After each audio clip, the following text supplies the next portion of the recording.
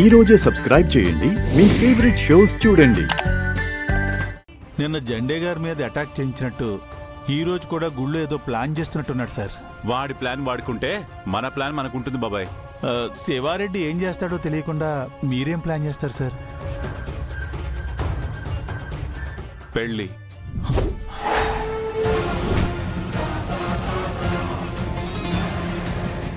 ఈ తాళి ఎక్కడి నుంచి తెచ్చారు సార్? ఇందాకే అమ్మవారి దగ్గర నుంచి తీసుకొచ్చాను. ఈ తాళితో ఏం చేస్తారు సార్? శివారెడ్డి మెడలు వంచాలంటే ఈ తాళి చారులత మెడలో పడాల్సిందే. అంటే మీరు చార్లెత మెడలో తాళి కడతారా? మీరు గౌరీ మేడంకి అన్యాయం చేస్తారా? ఇది చాలా తప్పు సార్. బా కంగారు పడకు బాబాయ్. గౌరీ ఉండగా నాకే గంగా అక్కర్లేదు. ఏ గంగలోనో పడి కొట్టుకుపోవాలనే ఉద్దేశం అసలు లేదు. మరి తాళి ఎవరికి సార్? అదిగో ఆ జంబో జట్టుగాడు. హే ఇట్రా.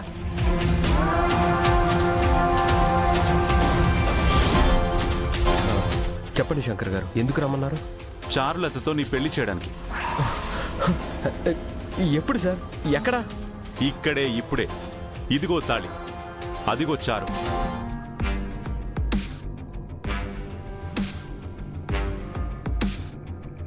వెళ్ళి కట్టే. ఏమంటున్నారు సార్? గుళ్ళో పెళ్ళేంటి? పైగా ముహూర్తం మంగళవాద్యాలు లేకుండా ఎలా పెళ్లి చేసుకోవాలి? చూడు రాకేష్, ఈ సీమకి కొన్ని కట్టుబాట్లున్నాయి. ముహూర్తం, మండపం, మంగళ వాయిద్యాలతో పెళ్లి చేసుకోవాలంటే నువ్వు సీముడివై ఉండాలి.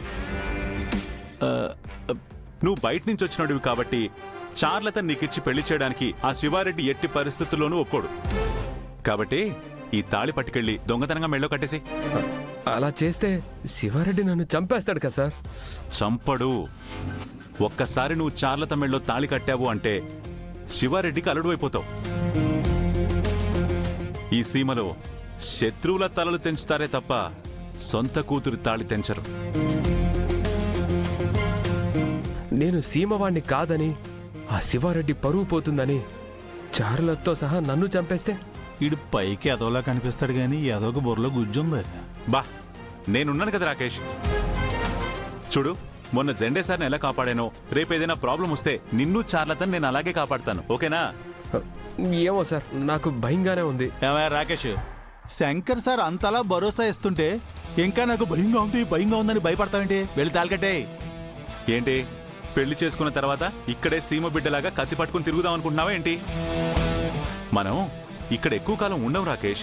చూడు, ఆ శివారెడ్డి గౌరీని ఎక్కడ దాచాడో చార్లతకి మాత్రమే తెలుసు. ఆ సీక్రెట్ ని చార్లత అంత ఈజీగా చెప్పదు. అందుకే నువ్వు చార్లత మెళ్ళలో తాళి కట్టేశావనుకో, ఒక్కసారి పెళ్ళైపోయిన తర్వాత భర్త మాట కాదనలేదు. పైగా ఇద్దరి మధ్య సీక్రెట్స్ కూడా ఉండకూడదు. కాబట్టి ఒకవేళ ఉన్నా నువ్వు లాలించో పాలించో బుజ్జగించో అడిగావనుకో డెఫినెట్ గా సీక్రెట్ చెప్పేస్తుంది.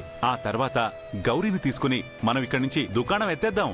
అంటే మీ గౌరీ కోసం నాకు చారులతకి పెళ్లి చేస్తున్నారా? ఇదిగో, ఈ మధ్య నువ్వు ప్రతిదానికి ఎక్కువ ఫీల్ అవుతున్నావు. మొన్న మీ చెల్లెలు పెళ్లి చేశానా, అలాగే ఈ రోజు నీ పెళ్లి చేస్తున్నాను. బాధ్యతయా, ఇది నా బాధ్యత. ఇదిగో, ఎక్కువ ఆలోచించకుండా స్వాతి ముత్యంలో కమలాసంలాగా వెళ్ళి తాళి కట్టే.